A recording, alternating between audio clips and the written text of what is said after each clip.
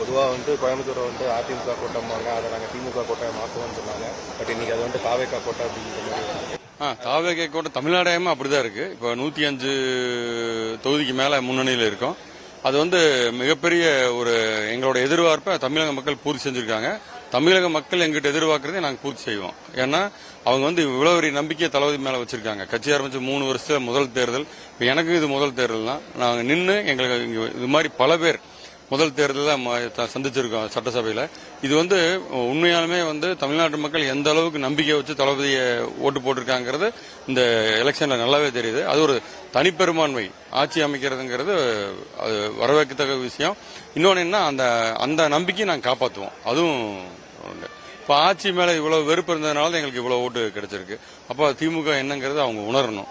அவங்க இன்னுமே உணரல அப்படின்னா இன்னுமே அவங்க மோசமா தான் போவாங்க. இப்ப அவங்க எதிர்கட்சி கூட வரமாட்டாங்கிறது ஒரு இதுதான் இப்ப வரைக்கும் இருக்கு. அதிமுகவும் பெரிய அளவுல இருக்காங்க.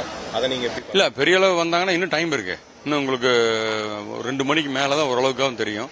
இப்ப என்ன மணி 11 தானே ஆச்சு. இன்னும் டைம் இருக்கு. அதுக்கப்புறமா இன்னும் சேஞ்சஸ் வரும். மீண்டும் வேணா சந்திப்போம். ஒன்னும் தெரியல. பின்னடைவில் இருக்காரு. அவர் மேல மக்கள் எந்த அளவுக்கு அவர் மக்களை டிஸ்டன்ஸை வச்சாரோ அதே டிஸ்டன்ஸ் மக்கள் இப்ப அவர் மேல வச்சுட்டாங்க. அவ்வளவுதான் விஷயம்.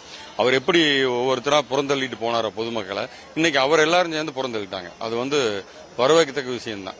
மொத்தம் 34 அமைச்சர்கள் ஒரு 31 பேர் பின்னடைவு செஞ்சிருக்காங்க. என்னை பொறுத்தவரை அவங்க ஜெயிச்சு வரணும். ஏன்னா அவங்க எங்காவது ஓடிடக்கூடாது, வேற நாட்டுக்கோ இதுக்கு ஓடிடக்கூடாது.